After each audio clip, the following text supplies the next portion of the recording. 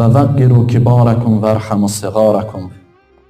Həzrəti Rəsulullah buyurur ki, xüsusən bu ayda, hazırlıq ayında, mübarək Ramazan ayında böyüklərinizə hörmət edin. Özünüzdən böyüklərə hörmət edin, ehtiram edin. Bu, İslam dininin əhəmiyyət verdiyi ən xüsusi işlərdən və xüsusiyyətlərdən biridir. Bir, özünüzdən böyüklərə ehtiram edin. Kiçiklərə də rəhm edin. Böyüklərə ehtiram, hörmət, kiçiklərə rəhm, mərhəmət. Kiçiklər sizin mərhəmətinizə sığınsın. Sizi görəndə elə bilməsinlər ki, bu cəllad gəlir.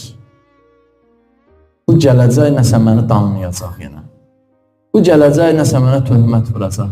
Belə görməsinlər, belə baxmasınlar.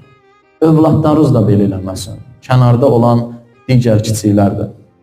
İnsanlarla sevgi ilə, o səmimi insana məsləhət verəndə bilinir də, görsənir.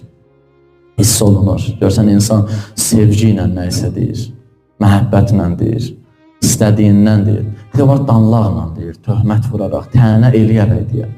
Deyir, bu böyüklərə hörmət edin, bu öz yerində. Kiçiklərə də mərhəmət edin. Bu ay bir məşqdir ki, siz məşq edin, növbəti aylarda da bunu həyata keçirəsiniz.